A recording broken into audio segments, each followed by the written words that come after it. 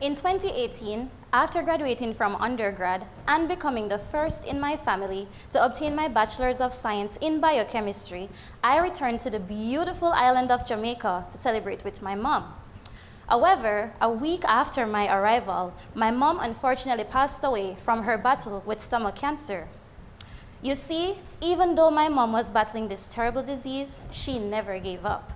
Instead, she always motivated me to be my best and to leave my mark in this world. That is why I am here today at the University of Notre Dame pursuing my PhD in biochemistry. In 2020, over 2 million individuals were diagnosed with different forms of cancer. From this number, about 40% of these individuals were expected to die from these terrible diseases. Now, these numbers are alarming, I get it. However, there are treatment options available.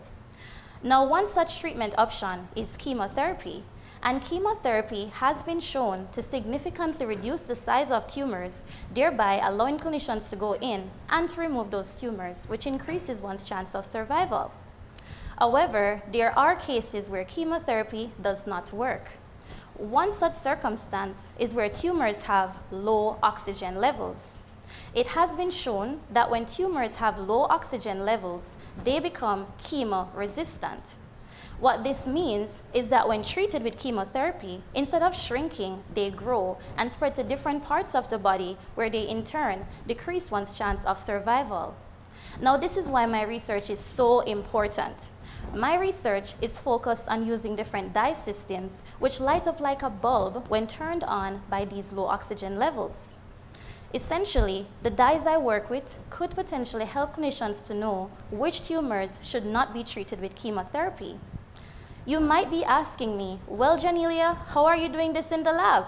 Thank you for asking.